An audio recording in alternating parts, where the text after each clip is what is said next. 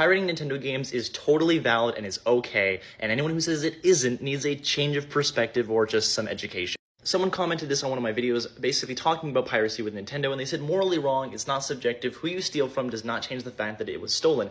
But it really isn't. Sure, piracy is the act of distributing and downloading copyrighted works without permission, such as music or games or software. But I think it's more nuanced than that, and there's a little bit of context missing, so I'm going to try to explain it in my best way possible. What's going on, dudes? It's your boy Andy Matrix back with another video. I'm here back on Angry Guy's YouTube channel, and the title is right. Nintendo is pushing gamers towards piracy. Yeah, Nintendo's pushing gamers towards piracy. And one of the reasons is because Nintendo is one of the first people, well, one of the first companies to start experimenting with high prices, right? They were the first to seriously start experimenting with high prices, you know, going from a $50, $60 game to $70, $80, $90, $100 game. I mean, I said this before, but whenever Nintendo does something, the rest of the industry tends to pay attention and copy. Again, a reminder, Nintendo was one of the first consoles out there. Okay, they created the first gaming console out there, and then afterwards, a bunch of other words came out, the Dreamcast and all that stuff, right?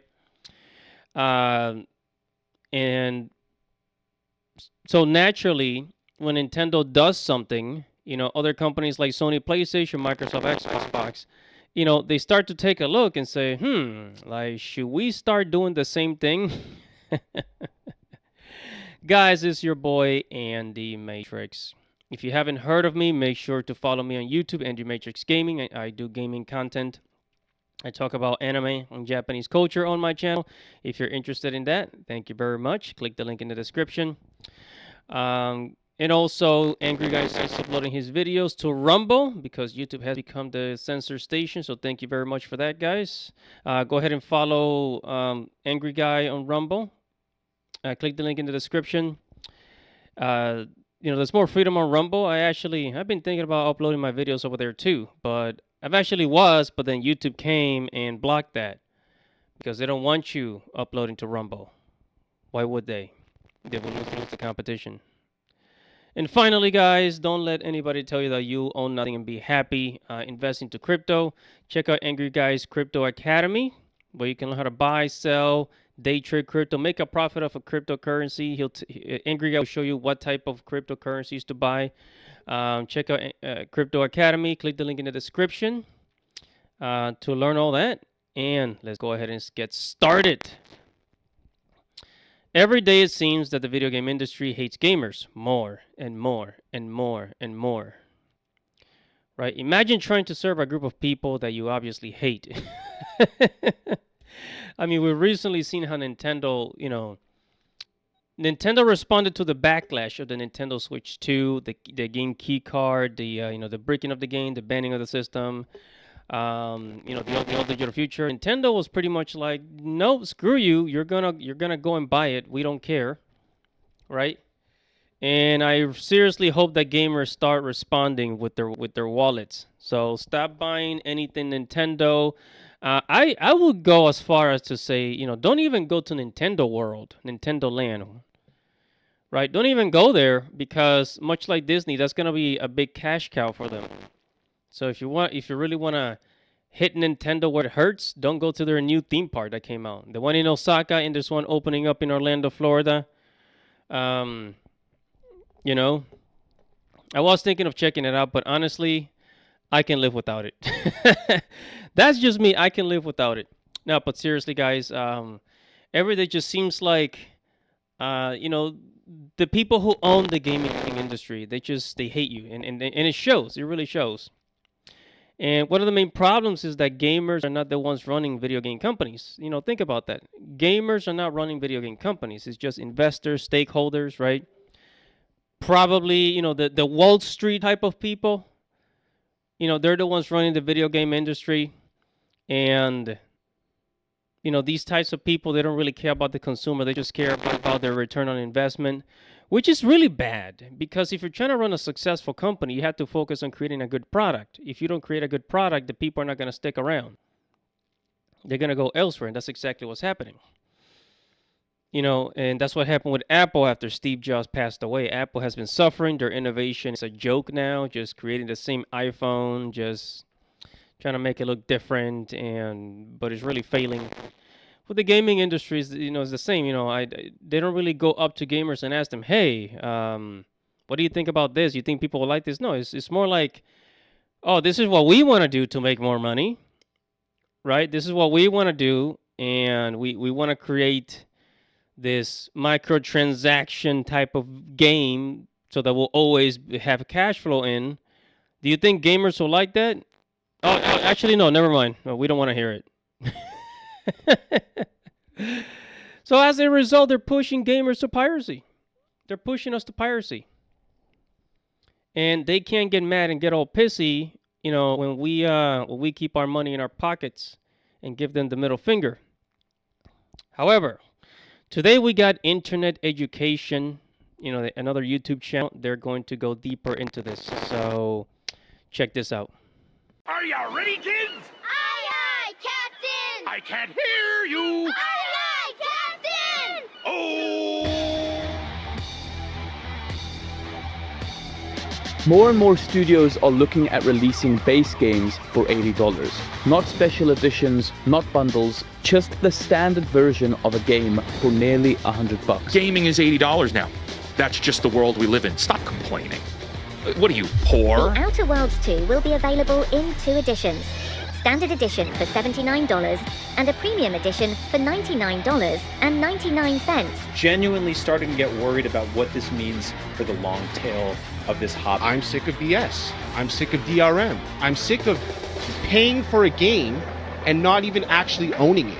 Video game piracy is making a comeback as more and more people are realizing that game studios are just greedy, lazy, sneaky corporations who would do anything to drain every penny they possibly can from your wallet. Take Nintendo, for example. Their Mario Kart series that used to cost $50 to $60 now costs $80 for a digital copy. This game alone costs more than some of your favorite high-budget games like Last of Us, Elden Ring, Spider-Man, even God of War Ragnarok, with some of the best visuals and story you'll ever find in a high-budget game, costs less money than Mario Kart. What are we hunting? The gay agenda. What's Nintendo is pushing their customers to an edge where the other side is the high seas. You missed me, fool. Oh, I didn't see you there. I was too busy playing one of the greatest games of all time on a console that is one of the greatest, if not the greatest. Pirating Nintendo games is totally valid and is okay, and anyone who says it isn't needs a change of perspective or just some education. But the worst part is they're probably the least guilty in this current movement of profit over customer bandwagon. In Ordinary Gamer's video about Ubisoft, he talked about a game, The Crew, which he bought to play with the boys. When he logged in to activate the game to play it one more time, he was greeted with a message to let him know that the game which he bought with his hard-earned money had been shut down. Why not check the store to pursue your adventures? Remember that game you bought? If he worked as a teacher in Mississippi, it would have cost him multiple hours of work to save up enough money to buy this game, which Ubisoft took away from him, and thousands of other players because they wanted to save money. You literally cannot even experience it. The game is effectively just lost media. And for some reason, Ubisoft is okay with that. This can't be legal. If you go on YouTube, you'll find people who are randomly cut off in real time in the middle of the gameplay. All the money spent on this game, all the time invested customizing the perfect racing car, and the memories built in the process, all gone in an instant. Over 10 games like this have had online service shut down from them just this year alone. If you bought any of these games, you'll find that they're either harder or straight up impossible to play, leading many people to believe that it's actually better to pirate games illegally than purchase them legally. And for people outside the US, things get even worse. If you bought a movie ticket in the US, it would cost you $10 to $20 on average, depending on the theater. But if you bought the same ticket in a country like Brazil, where the average household income is relatively lower, you'll spend the dollar equivalent of $3.50 to $8 tops. In India, it gets much lower, down to $2. But for video games, it's a completely different story. An $80 copy of Mario Kart is $80 worldwide, regardless of how much people make in other countries. And it's not just Nintendo.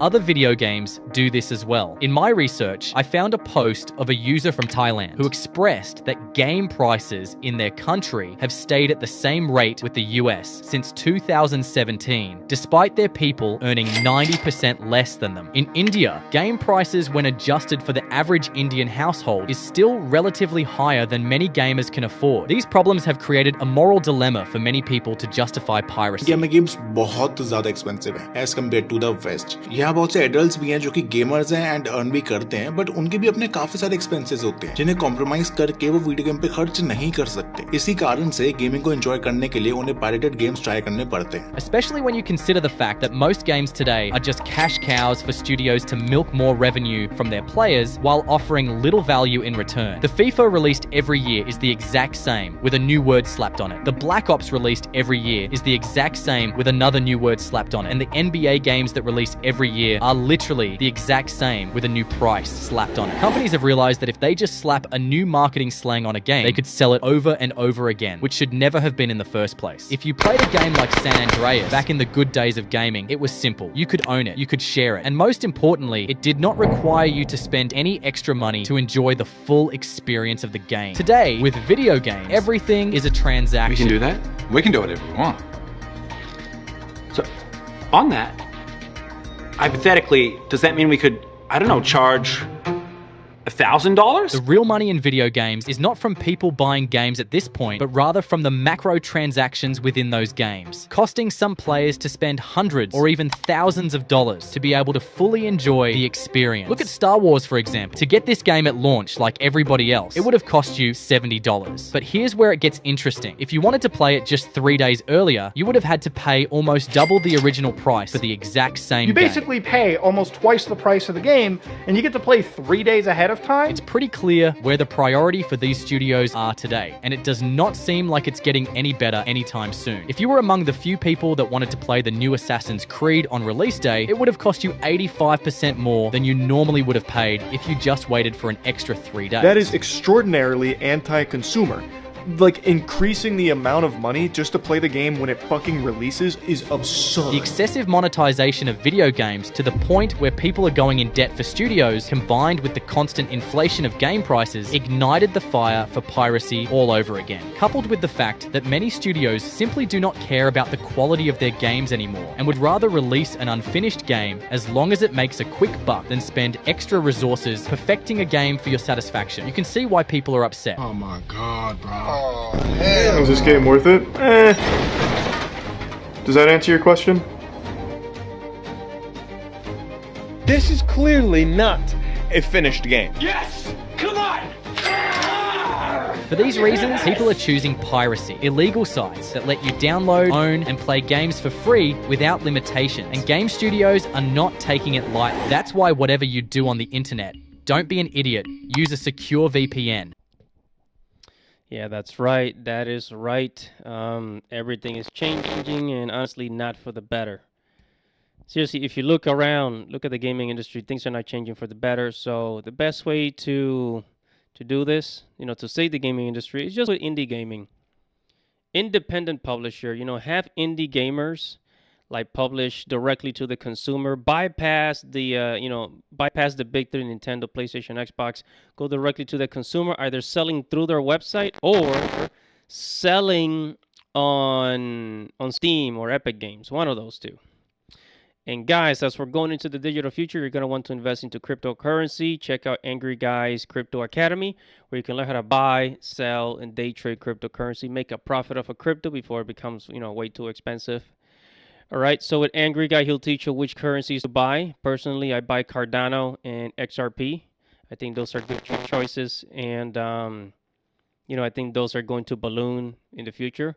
So if you want to know which cryptos to buy, check out Angry Guy's Crypto Academy. Click the link in the description. Hey guys, in a world pushing you to own nothing and be happy, crypto is your key to survival. Join Angry's Crypto Academy to master buying, selling, and trading crypto. Make huge profits and safeguard your wealth. Plus, discover the one crypto virtually no one is talking about, poised to create new millionaires in the upcoming bull run. The link is in the description of the video below. Go check it out now.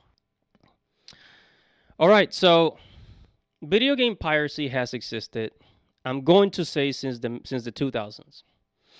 When the internet became popular, well, super popular, as soon as we were able to pirate music on LimeWire, we were able to, pirate video games. Does anybody remember LimeWire? Remember LimeWire?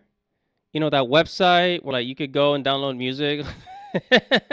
I know Napster was one of them, but then we also had LimeWire where you could just download music, So if anybody remembers that, please comment below. Let me know.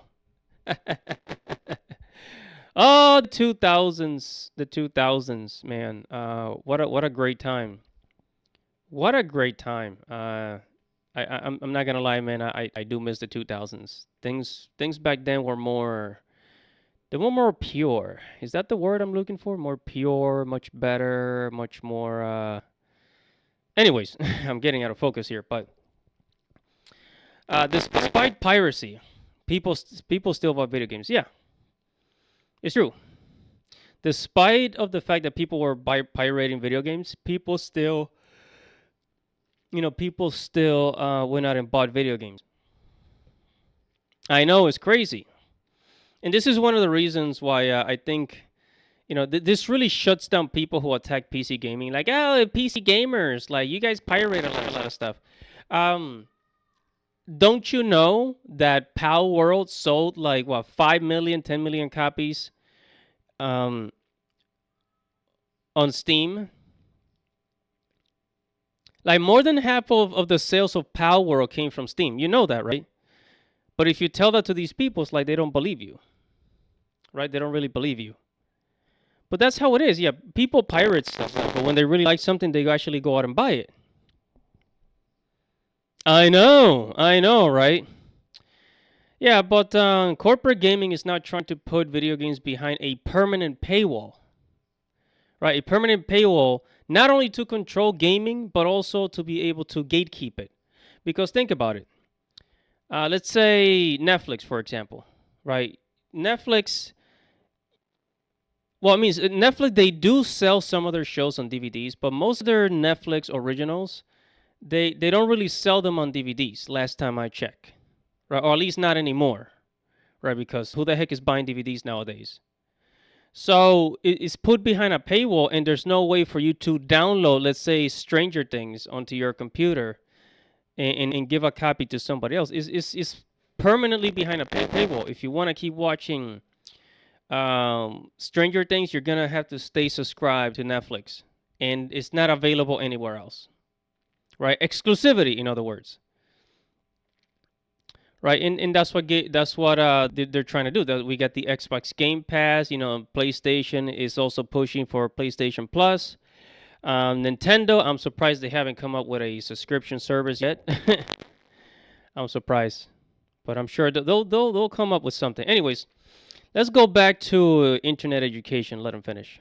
Video about Nintendo, he talked about a man who created a website called ROM Universe and let people download Nintendo games for free, which is illegal. Matthew would run this site for a while, people would go download their free Nintendo games, and what made it worse, you could pay Matthew a subscription to get faster download speeds, which made Matthew $30,000 every single year. Now, if you're Nintendo, seeing all of that go down, your first thought is, we don't like that, let's sue Matthew. And they did just that. Nintendo took Matthew to court and ordered him to pay $2.1 million for allowing everyone to download Nintendo games for free on his website. Game studios are cracking down on piracy fast, as they believe it is eating into their profits, causing them to underpay their developers and becoming a bigger threat to the entire industry than anticipated. Piracy doesn't just eat into their profit, it ruins their entire business model, especially when you consider the fact that we're moving into a new era of gaming, where studios like Ubisoft prefer to own the games they sell while renting us access. And you can see how piracy interferes with this agenda.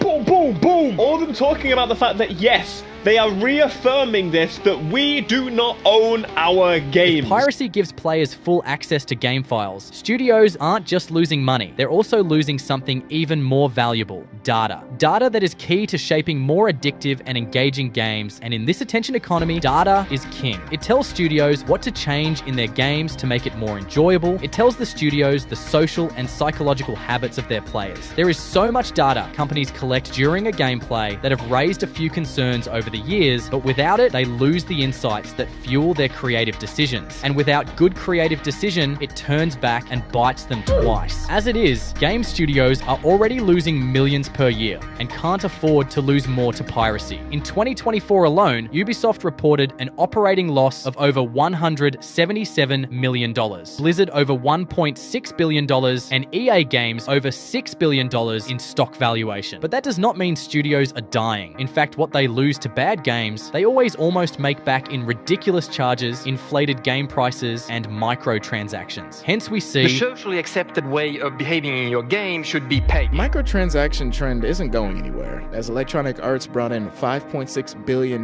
in its latest earning results, highlighting the resilience of this evergreen business model. Unlike most industries, video games offer something uniquely powerful: true escapism. The ability to immerse into another world and leave reality behind in a way few other mediums can match. If your pants grow, I'm leaving. I think that's it. Bro, oh my god, you turned black! I didn't even notice! What's wrong, bro? That's why the average gamer spends over $1,000 a year on video games. It's also why some of the world's biggest companies like Netflix and Apple are investing heavily into video games. It is because of this vast potential that studios are doing everything they can to stop piracy. Apart from the "you wouldn't steal a car" ad propaganda that companies tried when piracy was just popping off, there are other measures studios have taken over the years to stop pirates, like the use of anti-piracy screens designed to punish people for playing pirated games. For example, people who pirated Spyro back in the 2000s noticed that the dialogue was different between the playable character Spyro and the supporting character Zoe. If you bought the game, Zoe sounded something like this. This Rhinoc is too big to charge. You'll have to flame him using the circle button. But in the pirated copy, she sounded more like this instead. I'm sorry, Spyro, but you seem to be playing a hacked version of this game. Some games introduced features specifically designed to either guilt-trip players or deliberately frustrate them to the point where the experience becomes unbearable, like the glitching motorbike in Batman Asylum, the chicken shooting gun in Crisis Warhead, and probably the most hilarious one is Red Alert 2, which would immediately blow up everything you have within a few seconds of starting a pirated version of the game. But all of these actions did not stop piracy. In fact, some even suggest that these messages actually increased piracy behavior by 18% in men, as frustrating them from pirating only made them want to pirate even more. Game studios are starting to accept that piracy will never fully disappear, so now they're making one final move. It's called subscription gaming. You've probably seen it already, or even subscribed to one, like Xbox Game Pass, PlayStation Plus, or EA Play. Unlike pirated games we have today, subscription services require an active online account, which gives game publishers far more control over everything. That's the real goal studios seem to want to pursue here. It's not just about selling games, but turning players to monthly recurring revenue for as long as possible, maximizing revenue from each player until investors are satisfied. Compared to a one-time purchase of $60 or $70 or even $100, subscriptions offer studios the kind of income that is predictable because it does not require new sales to make money, and most importantly, it comes with no extra cost to game studios. But it doesn't stop there. These studios strip away ownership, as buying a game subscription for Star Wars means you're not buying the game, you're renting access to said game. Once you stop paying, you lose everything forever. It also means piracy becomes far more difficult, as their always online requirements allow companies to detect and shut down unauthorized access to their games more easily. They may not have been able to convince people to stop piracy, but maybe they can force them instead. And by keeping everything online, studios gain more than just reduced piracy. They gain more of the data they need about their players. Then there's the monetization potential. Just like Netflix, Spotify, Adobe, YouTube Premium, and all the countless other subscription services out there, subscription gives gaming companies the ability to raise prices, introduce ad-supported tiers like YouTube is doing now with Premium, or gatekeep content at any time. And it's already happening. Both PlayStation and Xbox are rumored to raise prices again after they previously raised prices last year. So now, more than ever, gamers who would never pirate a game are opening up to seriously starting to pirate games on the internet for the simple fact that, if buying a game is not owning, then pirating is not stealing. Right? These are the crossroads that we have reached, the fork on the road. Do I keep buying, these games that I don't own, or do I just start pirating, see that since I'm not going to own the games anyways? These are the crossroads. Pirating Nintendo games is totally valid and is okay, and anyone who says it isn't needs a change of perspective or just some education. Someone commented this on one of my videos, basically talking about piracy with Nintendo, and they said morally wrong, it's not subjective, who you steal from does not change the fact that it was stolen. But it really isn't. Sure, piracy is the act of distributing and downloading copyrighted works without permission, such as music or games or software. But I think it's more nuanced than that, and there's a little bit of context missing, so I'm going to try to explain it in my best way possible. A quick Google search shows that Nintendo is worth in excess of about $52 billion. And for example, let's just take Mario Kart 8 Deluxe, which has sold about 56 million copies. If 100,000 people pirated Mario Kart 8, this is how much of their worth they would lose. One of the main reasons people pirate Nintendo games in the first place is because of how expensive they are still years after release. It technically came out in 2017, but the original came out in 2014. Not pirating is technically noble, but it's also kinda dumb. And if you're willing to die on that hill, then I guess have fun paying for overpriced games. But alright guys, that's going to be pretty much it for this video. Whatever your thoughts are, make sure to comment below. Make sure to like this video, subscribe to the channel, hit the notification bell for future notifications. Everybody's your boy Andy Matrix. Godspeed, baby.